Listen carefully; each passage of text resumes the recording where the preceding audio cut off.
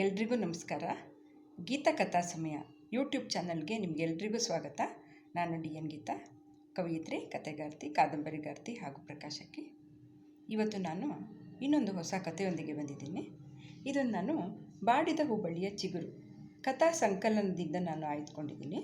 ಇದು 2011ರಲ್ಲಿ ಪ್ರಕಟವಾಗಿರುವಂತಹ ಕಥಾ ಸಂಕಲನವಾಗಿದೆ. ಈ ದಿನದ ಕಥೆಯ ಶೀರ್ಷಿಕೆ ಹೆಜ್ಜೆಗಳು ಸೋಲಲಿಲ್ಲ. ಪೂರ್ತಿ ಆಶ್ರಮ ಗಾಢ ನಿದ್ರೆಯಲ್ಲಿ ಮುಳುಗಿದ್ದರೆ ಅವಳು ಮಾತ್ರ ನಿದ್ರೆ ಇಲ್ಲದೆ ಮಗ್ಗುಲು ಬದಲಾಯಿಸುತ್ತಲೇ ಇದ್ದಳು. ಅದು ಹುಣ್ಣಿಮೆಯ ರಾತ್ರಿಯಾಗಿದ್ದರಿಂದ ಚಂದ್ರನ ಮೋಹಕ ಬೆಳದಿಂಗಳಿನ ಕಿರಣ ಕುಟೀರದ ಕಿಟಕಿಯಿಂದ ಒಳಹಾದು ಪಕ್ಕದಲ್ಲಿ ಯಾವ ಯೋಚನೆ ಇಲ್ಲದೆ ನಿರಾತಂಕವಾಗಿ ನಿದ್ರಿಸುತ್ತಿದ್ದ ಅವಳ ಪತಿಯ ಮುಖಾರವಿಂದವನ್ನು ಚುಂಬಿಸುತ್ತಿತ್ತು. ಮೊದಲಾಗಿದ್ದರೆ ಆ ಕಿರಣವನ್ನು ಅಸೂಯೆ ಬೆರೆತ ದೃಷ್ಟಿಯಿಂದ ನೋಡುತ್ತಿದ್ದ ಅವಳೀಗ ಸಂಕಷ್ಟದಲ್ಲಿದ್ದಳು. ಅವಳ ಉಸಿರಿನ ಉಸಿರು, ಜೀವದ ಜೀವ, ಆರಾಧನೆಯ ಮೂರ್ತಿ ಸತ್ಯವಾನ ಮರುದಿನ ಈ ಇಹಲೋಕದ ಯಾತ್ರೆಯನ್ನು ಮುಗಿಸುವುದರಲ್ಲಿದ್ದ. ಓ ಚಂದ್ರನೇ, ನೀನು ಹೀಗೇ ಬೆಳಗುತ್ತಿರಬಾರದೆ. ಸೂರ್ಯ ಉದಯವಾದರೆ ತಾನೇ ಪ್ರಾಣನಾಥನ ಸಂಕಟಕ್ಕೆ ಸಂಚಕಾರ. ಹೇಗಾದರೂ ನಿನ್ನ ಮೋಹಕ ಕಿರಣಗಳ ಬಲದಿಂದ ಸೂರ್ಯ ಬರದಂತೆ ತಡೆಯಬಾರದೆ. ಇದು ವ್ಯರ್ಥ ಆಲಾಪವೆಂಬುದು ಅವಳಿಗೂ ಗೊತ್ತಿತ್ತು. ಬೆಳಗ್ಗಿನಿಂದ ಕಂಬನಿ ಸುರಿಸಿ ಅವಳ ಹರಿಣ ನೇತ್ರಗಳು ಬಾಡಿದ್ದವು. ರಾತ್ರಿ ಮಲಗಿದಾಗ ಸತ್ಯವಾನ ಕೇಳಿಯೇ ಬಿಟ್ಟಿದ್ದ. ಪ್ರಿಯೆ, ಯಾಕಿಂತ ದುಗುಡ? ನಮ್ಮಿಬ್ಬರ ಮಧ್ಯೆ ದುಃಖದ ನೆರಳು ತಪ್ಪಿಯೂ ನುಸುಳಬಾರದು. ಅವನ ಸಾಂತ್ವನ ಅವಳನ್ನು ಸಮಾಧಾನಪಡಿಸಲಿಲ್ಲ. ಅವನ ಅದರಕ್ಕೆ ಅದರ, ತನುವಿಗೆ ತನು ಬೆಸೆದರೂ ಒಳಗೆ ಕುದಿಯುತ್ತಿದ್ದ ಲಾವಾಗ್ನಿ ತಣ್ಣಗಾಗಿರಲಿಲ್ಲ. ಸಾವಿತ್ರಿ, ಸಾವಿತ್ರಿ, ಸತ್ಯವಾನ ಮಲಗಿದಲ್ಲೇ ಕನವರಿಸಿದ್ದ. ಮುಖದ ತುಂಬ ಮಗುವಿನ ಮುಗ್ಧತೆ. ಯಾವುದೋ ಶೃಂಗಾರ ಚೇಷ್ಟೆಯ ಕನಸು ಕಂಡಿರಬೇಕು ತುಂಟ. ಆದರೆ ಈ ತುಂಟನಿಲ್ಲದೆ ಇನ್ನು ತಾನಾದರೂ ಈ ಭೂಮಿಯಲ್ಲಿ ಹೇಗಿರಲಿ? ಮತ್ತೆ ಅವಳಿಂದ ನಿದ್ರಿಸಲಾಗಲಿಲ್ಲ. ತನ್ನನ್ನು ಬಳಸಿದ್ದ ಅವನ ಹರವಾದ ತೋಳುಗಳನ್ನು ಮೆತ್ತಗೆ ಸರಿಸಿ ಮೇಲೆದ್ದು ಕುಟೀರದಿಂದ ಹೊರಬಂದಳು. ಆಶ್ರಮದಲ್ಲಿ 10 ಕುಟೀರಗಳು. ನಡುವೆ ಹೋಮ ಹವನಾದಿಗಳನ್ನು ನಡೆಸಲು ಹೋಮಕೊಂಡ. ಅದರಾಚೆ ಆಶ್ರಮದ ದನಕರುಗಳ ಕೊಟ್ಟಿಗೆ. ಸುತ್ತಲೂ ಮಾವು, ಬೇವು, ಸಂಪಿಗೆ ಮುಂತಾದ ಮರಗಳು. ಬೆಳದಿಂಗಳಲ್ಲಿ ಎಲ್ಲವೂ ಮಿಂದು ಕೃತಾರ್ಥವಾದಂತೆ ಕಂಡವು. ಮರುದಿನ ಸತ್ಯವನನಿಗೆ ನಡೆಯಲಿರುವ ಅನಾಹುತವನ್ನು ಮೊದಲೇ ತಿಳಿದಂತೆ ಗಾಳಿ ನಿಧಾನವಾಗಿ ಬೀಸುತ್ತಿತ್ತು. ಅವಳ ದೃಷ್ಟಿ ಸತ್ಯವಾನನ ತಂದೆ, ಅವಳ ಮಾವ ದ್ಯುಮತ್ಸೇನನ ಕುಟೀರದತ್ತ ಬಿತ್ತು. ಅತ್ತೆ ಮಾವ ಗಾಢ ನಿದ್ರೆಯಲ್ಲಿರಬೇಕು. ಸಣ್ಣಗೆ ಒಳಗೆ ಉರಿಯುತ್ತಿದ್ದ ಹಣತೆ ಓಲಾಡುತ್ತಾ ಅನಿಶ್ಚಿತತೆಯಲ್ಲಿತ್ತು. ಮಾವನ ಸ್ಥಿತಿಯನ್ನು ನೆನೆದು ಒಂದು ಕ್ಷಣ ಮರುಕಗೊಂಡಳು ಅವಳು. ರಾಜ್ಯಭ್ರಷ್ಟರಾಗಿ ದೃಷ್ಟಿಯನ್ನು ಕಳೆದುಕೊಂಡು ಮಡದಿ ಮಗನೊಂದಿಗೆ ಈ ವನವಾಸ ಸುಖದ ಸುಪ್ಪತ್ತಿಗೆಯನ್ನು ಅಲ್ವಲ್ಲ. ಇದ್ದುದರಲ್ಲಿ ಋಷಿಗಳ ಸಹಚರ್ಯ ಸಿಕ್ಕಿದ್ದೇ ಯೋಗ ಎನ್ನಬೇಕು. ಅವಳಿಗೆ ತನ್ನ ಮದುವೆಯ ಮೊದಲ ದಿನಗಳು ನೆನಪಾದವು. ಮುದ್ರ ದೇಶ, ಸಂಪತ್ತು, ಸದ್ಗುಣಗಳ ತವರೂರು. ಅದರಲ್ಲೂ ಅಶ್ವಪತಿ ಮಹಾರಾಜನೆಂದರೆ ಸಾಕ್ಷಾತ್ ಮಹಾದೇವನೆಂದೇ ಪ್ರಜೆಗಳು ಮಾತನಾಡಿಕೊಳ್ತಾ ಇದ್ದರು. ಅಷ್ಟರ ಮಟ್ಟಿಗೆ ರಾಜ್ಯದಲ್ಲಿ ಶಾಂತಿ ನೆಲೆಸಿತ್ತು. ಕಳ್ಳಕಾಕರ ಕಾಟವಿಲ್ಲದೆ ಸುಭಿಕ್ಷವಾಗಿದ್ದ ನಾಡು. ಕಾಯಕವೇ ಕೈಲಾಸ ಎಂಬಂತೆ ಕಷ್ಟಪಟ್ಟು ದುಡಿದು ನಾಡನ್ನು ಸಂಪದ್ಭರಿತವಾಗಿರಿಸಿದ್ದ ಪ್ರಜೆಗಳು. ಇವೆಲ್ಲಕ್ಕೂ ಕಳಶ ಬಿಟ್ಟಂತೆ ರೂಪವತಿಯೂ ತೇಜಸ್ವಿಯೂ ಬುದ್ಧಿಶಾಲಿಯೂ ಆಗಿದ್ದ ರಾಜಕುಮಾರಿ ಸಾವಿತ್ರಿ. ಯುದ್ಧವಾದರೂ ಸರಿ, ಸಂಗೀತ ನಾಟ್ಯವಾದರೂ ಸರಿ, ಎಲ್ಲದಕ್ಕೂ 16ರ ಹರೆಯದ ಚೆಲುವೆ ಸಾವಿತ್ರಿ ಸಿದ್ಧ ಇದ್ಲು. ಅವಳ ಕೀರ್ತಿ ಕಸ್ತೂರಿಯ ಪರಿಮಳದಂತೆ ಅಷ್ಟ ದಿಕ್ಕುಗಳಿಗೂ ಹಬ್ಬಿತ್ತು. ಬಹಳಷ್ಟು ರಾಜಕುಮಾರರು ಕನ್ಯಾರ್ಥಿಗಳಾಗಿ ಮುದ್ರ ದೇಶಕ್ಕೆ ಬರತೊಡಗಿದ್ದರು. ಇದನ್ನರಿತ ಅಶ್ವಪತಿ ಮಹಾರಾಜ ತನ್ನ ಗಂಡನನ್ನು ಆರಿಸಿಕೊಳ್ಳುವ ಅವಕಾಶವನ್ನು ಮಗಳಿಗೆ ಬಿಟ್ಟುಕೊಟ್ಟಿದ್ದ. ಸಾವಿತ್ರಿ, ನಿನಗೆ ಅನುರೂಪನಾದ ವರ ಭೂಮಿಯ ಯಾವ ಮೂಲೆಯಲ್ಲಿದ್ದರೂ ಸರಿ, ಹುಡುಕಿಕೊಂಡು ಬಾ. ಆತನೊಂದಿಗೆ ನಿನ್ನ ಪಾಣಿಗ್ರಹಣ. ತಂದೆ ತಾಯಿಯ ಆಶೀರ್ವಾದವನ್ನು ಪಡೆದು ಚೆಲುವೆ ಧೀರೆ ಸಾವಿತ್ರಿ ಕೆಲವೇ ಸೇವಕರೊಂದಿಗೆ ರಾಜ್ಯ ಸುತ್ತಿದಳು. ಕಾಡು ಮೇಡು ಅಲೆದಳು. ಆದರೆ ಮನದಲ್ಲಿ ಮಧುರ ಕಂಪನಗಳನ್ನು ಉಂಟು ಮಾಡುವ ಎಲ್ಲೂ ಕಾಣಲಿಲ್ಲ. ಎಲ್ಲರೂ ಅವಳ ರೂಪ ರಾಜ್ಯದಾಸೆಗೆ ಮೋಹಿಸುವವರಂತೆ ಕಂಡಾಗ ಕಂಗೆಟ್ಟಳು. ಕೊನೆಗೆ ಗೋಂಡಾರಣ್ಯದಲ್ಲಿ ರಾಜ್ಯಭ್ರಷ್ಟನಾಗಿ ದೃಷ್ಟಿಹೀನನಾಗಿ ಸುತ್ತುತ್ತಿದ್ದ ರಾಜ ದ್ಯುಮತ್ಸೇನನ ಕುಮಾರ ಸತ್ಯವಾನನನ್ನು ಕಂಡಳು. ಕಾಡಿನ ಒಳಭಾಗದಿಂದ ಬಂದಿದ್ದ ವಿಷಪೂರಿತ ಬಾಣದಿಂದ ಅವಳನ್ನು ಕಾಪಾಡಿದ್ದ. ಕಣ್ಣು ಕಲೆತವು, ಮನಸ್ಸು ಒಂದಾದವು. ಮೊದಲು ದ್ಯುಮತ್ಸೇನ ಅಳುಕಿದರೂ ಸಾವಿತ್ರಿಯ ಕೀರ್ತಿಯನ್ನು ಕೇಳಿ ತನ್ನ ಮಗನಿಗೆ ಅವಳನ್ನು ಪಾಣಿಗ್ರಹಣ ಮಾಡಿಸಲು ಒಪ್ಪಿಗೆ ಇತ್ತ. ಮಗಳು ಆರಿಸಿ ತಂದ ಸತ್ಯವಾನನನ್ನು ನೋಡಿ ಅಶ್ವಪತಿ ಮಹಾರಾಜನು ಹಿರಿ ಹಿಗ್ಗಿದ್ದನಲ್ಲ.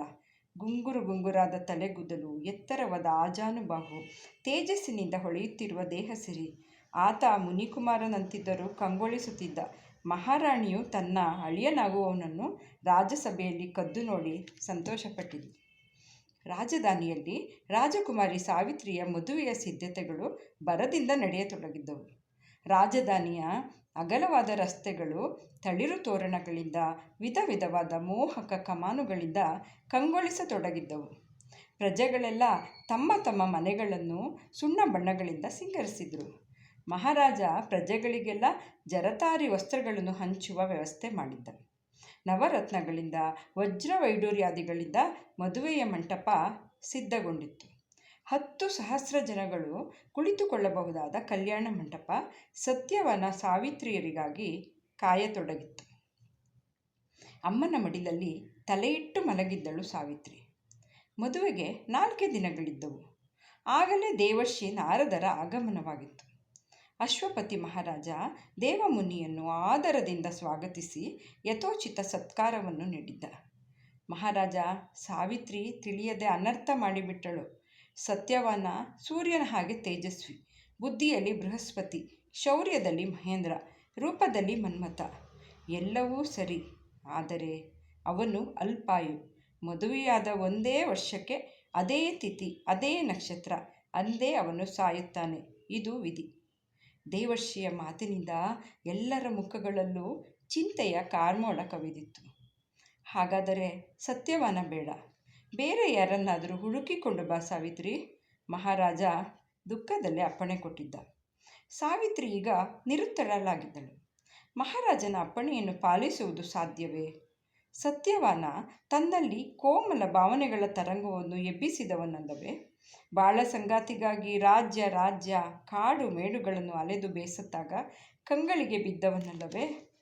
ವಿಷಪೂರಿತ ಬಾಣದಿಂದ ತನ್ನನ್ನು ಕಾಪಾಡಿದಾಗ ಕೃತಜ್ಞತೆ ಹೇಳಲೆಂದು ಆತನತ್ತ ನೋಟ ಹರಿಸಿದ್ದೊಂದೇ ಗೊತ್ತು.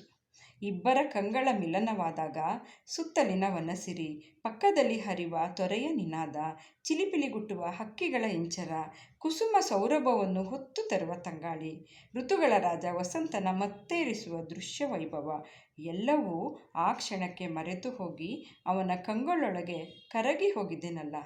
ಅಂತಹ ಸತ್ಯವಾನನನ್ನು ಮರೆತು ಬೇರೊಬ್ಬನನ್ನು ತನ್ನ ಅವನ ಪಾಣಿಗ್ರಹಣ ಎಂದೋ ಆಗಿ ಹೋಗಿದೆ.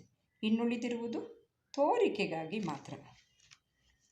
ಅಪ್ಪ, ಏನೇ ಆದರೂ ಸರಿ, ನಾನು ಸತ್ಯವಾನನನ್ನೇ ಮದುವೆಯಾಗ್ತೇನೆ. ವಿಧಿ ನಿಯಮವನ್ನು ಮೀರಲು ಯಾರಿಂದ ಸಾಧ್ಯ ಅಪ್ಪ? ಮದುವೆ ಆದ ಮೇಲೆ ಈ ವಿಷಯ ತಿಳಿದಿದ್ರೆ ಏನು ಮಾಡ್ತಾಯಿದ್ರಿ? ಜಾಣೆ ಮಗಳ ತರ್ಕಬದ್ಧ ಮಾತಿಗೆ ಬದಲು ನುಡಿಯಲು ಸಾಧ್ಯವಾಗದೆ ಅಶ್ವಪತಿ ಮಹಾರಾಜ ಅವಳನ್ನು ಸತ್ಯವಾನನಿಗೆ ದಾರೆ ಎರೆದುಕೊಡಲು ನಿರ್ಧಾರ ಮಾಡಿದ್ದ. ಆದರೆ ಸತ್ಯವಾನ ಅಲ್ಪಾಯುವೆಂಬ ವಿಷಯವನ್ನು ಗೌಪ್ಯವಾಗಿಟ್ಟ. ದಂಪತಿಗಳು ಹಾಗೂ ಸಾವಿತ್ರಿಗಲ್ಲದೆ ಬೇರ್ಯಾರಿಗೂ, ಕೊನೆಗೆ ಸತ್ಯವಾನನಿಗೂ ವಿಷಯ ತಿಳಿಯಲಿಲ್ಲ. ನಿಶ್ಚಯಿಸಿದ ದಿನ ಸಾವಿತ್ರಿ ಸತ್ಯವಾನರ ಮದುವೆ ವಿಜೃಂಭಣೆಯಿಂದ ನಡೆಯಿತು.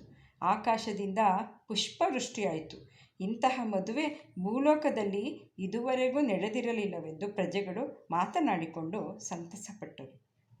ಮದುವೆಯ ನಂತರ ಮಗಳು ನಾರು ಮಡಿಯುಟ್ಟು ಅರಣ್ಯಕ್ಕೆ ಹೊರಟು ನಿಂತಾಗ ರಾಜದಂಪತಿಗಳಿಗೆ ಸಂಕಟವಾದರೂ ಸತ್ಯವಾನನ ತೇಜಸ್ಸಿನ ಮುಂದೆ ಎಲ್ಲವೂ ಮಂಕಾಯಿತು. ಈ ರಾಜ್ಯ, ಈ ಪ್ರಜೆಗಳು, ಈ ಹೆತ್ತವರು ಎಂದೂ ನಿನ್ನ ದಾರಿ ನೋಡ್ತಾರೆ. ಸಾವಿತ್ರಿ, ಹೋಗಿ ಬಾ. ಮಗಳನ್ನು ಹರಸಿ ಕಳಿಸಿದರು. ಅಳಿಯನನ್ನು ಏನೆಂದು ಆಶೀರ್ವದಿಸಬೇಕೆಂದು ತಿಳಿಯಲಿಲ್ಲ. ವಿಧಿ ನಿಯಮದಂತೆ ಎಲ್ಲವೂ ನಡೆಯುತ್ತದೆಂದು ನಿಟ್ಟುಸಿರಿಟ್ಟರು. ತನ್ನ ಮದುವೆಯ ಮೊದಲ ದಿನಗಳನ್ನು ಮೆಲುಕು ಹಾಕುತ್ತಾ ಸಾವಿತ್ರಿ ಆಶ್ರಮದ ಗೋಶಾಲೆಯತ್ತ ಬಂದಿದ್ದಳು. ಈ ವಾರವಷ್ಟೇ ಕರು ಹಾಕಿದ್ದ ಆಕಳು ನಂದಿನಿ ಒಡತಿಯನ್ನು ನೋಡಿ ಕಣ್ಣರಳಿಸಿ ಎದ್ದು ನಿಂತಿತ್ತು. ಅದಕ್ಕೊಂದಿಷ್ಟು ಹಸಿ ಹುಲ್ಲನ್ನು ಹಾಕಿ ಅದರ ಮುಖದೊಡೆದಳು. ನಿನ್ನಂತೆ ನಾನು ನಿತ್ಯ ಸುಮಂಗಲಿಯಾಗಬೇಕು ನಂದಿನಿ, ಆಶೀರ್ವದಿಸು. ನೀರು ತುಂಬಿದ ಕಂಗಳು ಮೌನವಾಗಿ ಸಂಭಾಷಿಸಿದವು. ನಂದಿನಿಯಿಂದ ಬೀಳ್ಕೊಂಡು ಹೊರಬಂದಳು. ಬೆಳದಿಂಗಳು ಹಾಲು ಚೆಲ್ಲಿದಂತೆ ಹರಡಿತ್ತು. ಆಗಷ್ಟೇ ಅರಳುತ್ತಿದ್ದ ಗುಂಡು ಮಲ್ಲಿಗೆ ಚಪ್ಪರದ ಸಮೀಪ ಬಂದಳು.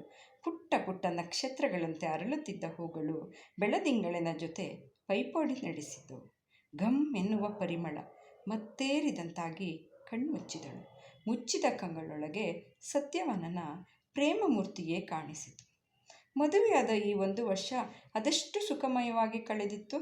ಆಗಾಗ ಮಗಳನ್ನು ನೋಡಲು ಬರುವ ಹೆತ್ತವರು, ಸುಕುಮಾರಿ ಸೊಸೆಗೆ ಕಷ್ಟದ ಬಿಸಿಯನ್ನು ತಾಕಿಸಲು ಹಿಂಜರಿಯುವ ಅತ್ತೆ ಮಾವಂದಿರು, ತನ್ನ ಹರವಾದ ಎದೆಯೊಳಗೆ ಮಡದಿಯನ್ನು ಸದಾ ಬಚ್ಚಿಟ್ಟುಕೊಳ್ಳಲು ಪ್ರಯತ್ನಿಸುವ ಪ್ರೇಮಮಯಿ ಸತ್ಯವಾನ. ಆಶ್ರಮದ ಜೀವನ ಸ್ವರ್ಗವೆನಿಸಿತ್ತು. ಆಗಾಗ ಗಂಡನ ಅಲ್ಪಾಯುವಿನ ವಿಷಯ ಮನದೊಳಗೆ ಸುಳಿದರೂ ಆತನ ಸಾನ್ನಿಧ್ಯದಲ್ಲಿ ಎಲ್ಲವನ್ನು ದೂರ ಸರಿಸಿಬಿಡ್ತಾ ಇದ್ದರು.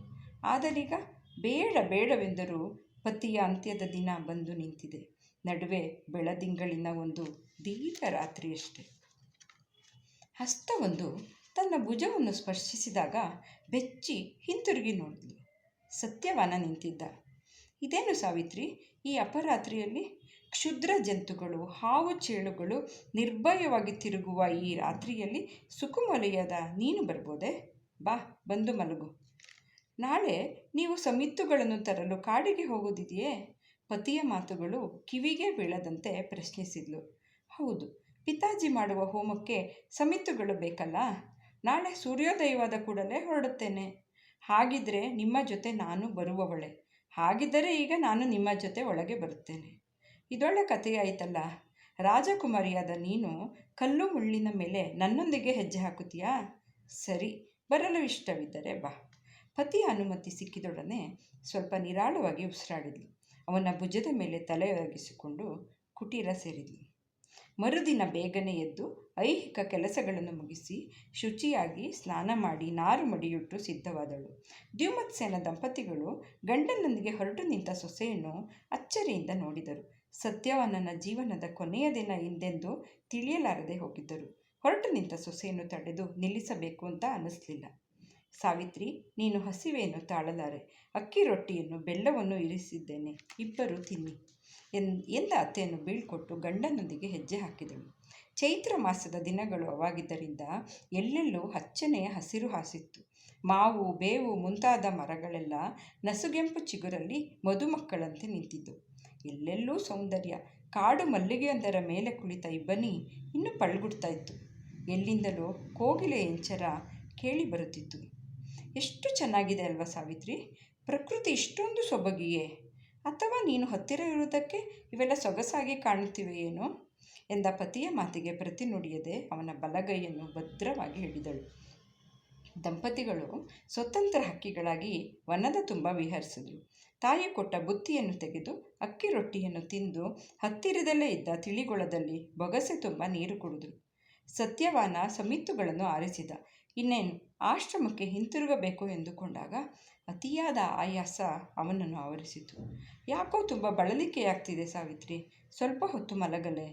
ಪ್ರಶ್ನಿಸಿದ ಗಂಡನನ್ನು ಆತಂಕದಿಂದ ನೋಡಿದವಳು ಅವನ ತಲೆಯನ್ನು ತನ್ನ ತೊಡೆಯ ಮೇಲಿರಿಸಿಕೊಂಡು ಕುಳಿತಳು.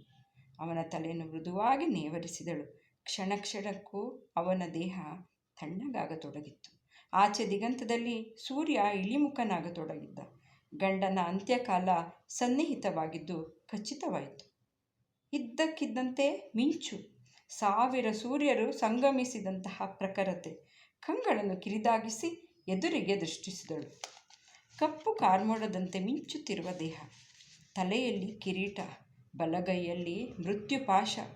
ತನಗರಿವಿಲ್ಲದಂತೆ ಎದುರಿಗೆ ನಿಂತ ಆ ದಿವ್ಯ ಪುರುಷನಿಗೆ ಕೈ ಜೋಡಿಸಿ ನಮಸ್ಕರಿಸಿದಳು. ನೀನ್ಯಾರು ದಿವ್ಯ ಪುರುಷನೇ? ಇಲ್ಲಿಗೆ ಏಕೆ ಬಂದಿರುವೆ? ಭ್ರಮಿತಳಂತೆ ಕೇಳಿದಳು. ನಾನು ಯಮಧರ್ಮರಾಜ. ಜೀವರಾಶಿಗಳ ಜೀವಹರಣ ಮಾಡುವುದೇ ನನ್ನ ಕೆಲಸ. ಈಗ ನಿನ್ನ ಗಂಡನ ಸರದಿ ಎಂದವನ ಯಮಧರ್ಮರಾಜ ಪಾಶವನ್ನು ಬೀಸಿದ. ಸತ್ಯವಾನನ ದೇಹದಿಂದ ಪ್ರಕಾಶಮಾನವಾದ ಬೆಳಕೊಂದು ಆತನ ಪಾಶವನ್ನು ಸೇರಿತು. ಮುಂದೆ ಸರಿದು ಹೋಗುತ್ತಿರುವ ದಿವ್ಯಾಕೃತಿಯ ಹಿಂದೆ ಹೋಗಲು ನಿಶ್ಚಯಿಸಿದವಳು ಪತಿಯ ದೇಹವನ್ನು ಮಣ್ಣಿನಲ್ಲಿ ಮಲಗಿಸಿದಳು. ನನ್ನ ಪಾತಿವ್ರತ್ಯ ಪತಿಯ ದೇಹವನ್ನು ದುಷ್ಟ ಜಂತುಗಳು ಭಕ್ಷಿಸದಂತೆ ಕಾಪಾಡಲಿ ಎಂದವಳೆ ವೇಗದಿಂದ ಆತನ ಹಿಂದೆ ನಡೆದಳು. ಯಮಧರ್ಮರಾಜ ತನ್ನ ಹಿಂದೆ ಬರುತ್ತಿದ್ದ ಆ ದಿವ್ಯ ಸ್ತ್ರೀಯನ್ನು ನೋಡಿ ಒಂದು ಕ್ಷಣ ಹಿಂದಿರುಗಿ ನಿಂತ. ಯಾಕೆ ಹಿಂದೆ ಬರುತ್ತಿ ಹೆಣ್ಣೆ, ಹಿಂತಿರುಗಿ ಹೋಗು ಎಂದ. ಪತಿ ಎಲ್ಲಿಗೆ ಹೋಗುತ್ತಾನೋ ಅಲ್ಲಿಗೆ ಹೋಗಬೇಕಾದ್ದು ಸತಿಯ ಧರ್ಮವಲ್ಲವೇ ಎಂದಳು ಸಾವಿತ್ರಿ. ನಿನ್ನ ಮಾತಿಗೆ ಮೆಚ್ಚಿದೆ. ನಿನ್ನ ಗಂಡನ ಪ್ರಾಣವೊಂದನ್ನು ಬಿಟ್ಟು ಇನ್ನೇನಾದರೂ ವರ ಕೇಳಿಕೋ. ಯಮಧರ್ಮ ರಾಜ್ಯಭ್ರಷ್ಟನಾಗಿ ಕಣ್ಣು ಕಳೆದುಕೊಂಡಿರುವ ನನ್ನ ಮಾವ ದ್ಯುಮತ್ಸೇನನಿಗೆ ಕಣ್ಣು ಬರಲಿ. ತಥಾಸ್ತು ಎಂದು ನಡೆದ ಯಮಧರ್ಮ. ಮತ್ತೆ ಸಾವಿತ್ರಿ ಹಿಂಬಾಲಿಸಿದಳು. ಪುನಃ ಯಾಕೆ ಬರುತ್ತಿ ಸಾವಿತ್ರಿ ಎಂದು ಕೇಳಿದ ಯಮಧರ್ಮ. ಸಜ್ಜನರ ಸಂಘ ಯಾವಾಗಲೂ ಒಳ್ಳೆಯ ಫಲವನ್ನೇ ಕೊಡುತ್ತದಂತೆ ಯಮದೇವ, ಅದಕ್ಕೆ ನಿನ್ನ ಹಿಂದೆ ಬರುತ್ತಿದ್ದೇನೆ. ಬೇಷ್ ಸಾವಿತ್ರಿ, ನಿನ್ನ ಮಾತು ಸೊಗಸಾಗಿದೆ. ಸತ್ಯವಾನನ ಜೀವವೊಂದನ್ನು ಬಿಟ್ಟು ಇನ್ನೊಂದು ವರ ಕೇಳಿಕೋ. ನನ್ನ ಮಾವನಿಗೆ ಕಳೆದು ಹೋದ ರಾಜ್ಯ ಮತ್ತೆ ದೊರಕಲಿ. ಆಗಲಿ, ಇನ್ನಾದರೂ ಹಿಂದಿರುಗು. ಆದರೆ ಸಾವಿತ್ರಿ ಇನ್ನೂ ಯಮದೇವನ ಹಿಂದೆ ನಡೆದಳು. ಧರ್ಮರಾಯ, ಸಜ್ಜನರು ಪ್ರತ್ಯುಪಕಾರವನ್ನು ನಿರೀಕ್ಷಿಸದೆ ಪರೋಪಕಾರ ಮಾಡುತ್ತಾರೆ. ನೀನು ಹಾಗೆಯೇ ನನ್ನಲ್ಲಿ ದಯೆ ತೋರು. ಗಂಡನಿಲ್ಲದ ಸುಖ ಸಂಪತ್ತು ಎಲ್ಲ ವ್ಯರ್ಥವಲ್ಲವೇ? ಸಾವಿತ್ರಿ, ನಿನ್ನ ಮಾತು ಅಣಿಮುತ್ತು. ಕಡೆಯವರ ಕೇಳಿಕೊಂಡು ಇಲ್ಲಿಂದ ಹೊರಟು ಬಿಡು. ಆರ್ಯ, ನನಗೆ 100 ಜನ ಮಕ್ಕಳಾಗಲಿ. ತಥಾಸ್ತು ಎಂದ ಯಮಧರ್ಮ. ಆದರೂ ಸಾವಿತ್ರಿ ಹಿಂದೆ ಬರುತ್ತಿರುವುದನ್ನು ಕಂಡು ಯಮಧರ್ಮನಿಗೆ ಸಿಟ್ಟರಿತು. ಮತ್ತೇನು ಬೇಕು ಸಾವಿತ್ರಿ? ಗಡುಸಾಗಿ ಕೇಳಿದ. ನನಗೆ 100 ಮಕ್ಕಳಾಗಲೆಂದು ಅನುಗ್ರಹಿಸಿದೆ. ಆದರೆ ಸತ್ಯವಾನನಿಲ್ಲದೆ ನನಗೆ ಮಕ್ಕಳಾಗುವುದು ಹೇಗೆ? ಪತಿವ್ರತೆಯ ಮಾತು ಅರ್ಥವಾಗುತ್ತದಲ್ಲವೇ ಯಮಧರ್ಮರಾಯ? ಯಮಧರ್ಮ ಒಂದು ಕ್ಷಣ ಒಕ್ಕಾಗಿ ನಿಂತ. ಸಾವಿತ್ರಿಯ ಜಾಣ್ಮೆಯ ಮಾತಿಗೆ ತಲೆದೂಗಿದ. ಯಮಧರ್ಮರಾಯನನ್ನೇ ತನ್ನ ಮಾತಿನ ಚಾತುರ್ಯದಿಂದ ಮಣಿಸಿದ ಮಹಾನ್ ಪತಿವ್ರತೆಯೇ ನಾನು ಸೋತೆ. ನಿನ್ನ ಸತ್ಯವಾನ ನಿನ್ನಿಚ್ಛೆಯಂತೆ ದೀರ್ಘಾಯುವಾಗಿ ಬಾಳುತ್ತಾನೆ. ಅವನೊಂದಿಗೆ ಸುಖವಾಗಿ ಸಂಸಾರ ಮಾಡಿಕೊಂಡು 100 ಮಕ್ಕಳನ್ನು ಪಡೆದು ಧನ್ಯಳಾಗು ಮಗಳೇ. ಹೋಗಿ ಬಾ, ಶುಭವಾಗಲಿ. ಹರಸಿದ ಯಮಧರ್ಮ ಮೇಲೆ ನೀಲ ಮೇಘಗಳೊಡನೆ ಲೀನವಾದ. ಅವನ ಪಾಶದಿಂದ ಹೊರಟ ಸತ್ಯವಾನನ ಆತ್ಮದ ಬೆಳಕು ತನ್ನ ದೇಹದತ್ತ ಹಿಂತಿರುಗಿತು. ಸಾವಿತ್ರಿ ಹಿಂದಿರುಗಿದಾಗ ಸತ್ಯವಾನ ನಿದ್ದೆಯಿಂದ ಎದ್ದವನಂತೆ ಕುಳಿತಿದ್ದ. ಇಷ್ಟು ಹೊತ್ತು ಎಲ್ಲಿ ಹೋಗಿದ್ದೆ ಸಾವಿತ್ರಿ? ಸೂರ್ಯಾಸ್ತಮಾನವಾಗುತ್ತಿದೆ, ಆಶ್ರಮಕ್ಕೆ ಹೋಗೋಣ ಎಂದ ಪತಿಯ ಹಣೆಗೊಂದು ಹೂ ಮುತ್ತನ್ನಿತ್ತಳು ಸಾವಿತ್ರಿ. ಇಲ್ಲ ಸ್ವಾಮಿ, ಇದು ಅಸ್ತಮಾನವಲ್ಲ, ಉದಯ. ಹೌದು, ಇನ್ನೆಂದು ನಮ್ಮ ಬದುಕಿನಲ್ಲಿ ಬರೀ ಸೂರ್ಯೋದಯವೇ ಎಂದವಳು ಗಂಡನೊಂದಿಗೆ ಆಶ್ರಮದತ್ತ ಹೆಜ್ಜೆ ಹಾಕಿದಳು. ಸ್ನೇಹಿತರೆ, ಇಲ್ಲಿಗೆ ನನ್ನ ಹೆಜ್ಜೆಗಳು ಸೋಲಲಿಲ್ಲ ಕತೆ ಮುಗಿತದೆ. ಇದು ಒಂದು ಪೌರಾಣಿಕ ಕಥೆಯಾಗಿದೆ. ನಿಮಗೆಲ್ರಿಗೂ ಗೊತ್ತು ಸತ್ಯವನ ಸಾವಿತ್ರಿಯ ಕತೆ. ನಾನು ಇದನ್ನು ಒಂದು ಸಣ್ಣ ಕಥೆಯ ಒಂದು ಶೈಲಿನಲ್ಲಿ ಇದನ್ನು ಬರೆದಿದ್ದೀನಿ. ಇದನ್ನು ಕೇಳಿ ನಿಮಗೇನು ಅನ್ನಿಸ್ತು? ನಿಮ್ಮ ಅನಿಸಿಕೆನ ನನ್ನ ಹತ್ರ ಹಂಚ್ಕೊಳ್ಳಿ. ನೀವು ನನ್ನ ಚಾನಲ್ಗೆ ಕೊಡ್ತಾ ಇರೋಂತಹ ಪ್ರೋತ್ಸಾಹದಿಂದ ನನಗೆ ತುಂಬ ಸಂತೋಷ ಆಗಿದೆ. ಇನ್ನು ಹೆಚ್ಚಿನ ಸಂಖ್ಯೆಯಲ್ಲಿ ನಿಮ್ಮ ಬಂಧು ಮಿತ್ರರಿಗೆ ಶೇರ್ ಮಾಡಿ, ಸಬ್ಸ್ಕ್ರೈಬ್ ಆಗೋಕ್ಕೆ ಹೇಳಿ. ದಯವಿಟ್ಟು ಪ್ರೋತ್ಸಾಹಿಸಿ ಸ್ನೇಹಿತರೆ. ಇನ್ನೊಂದು ಹೊಸ ಕಥೆಯೊಂದಿಗೆ ಬರ್ತೀನಿ. ನಮಸ್ಕಾರ.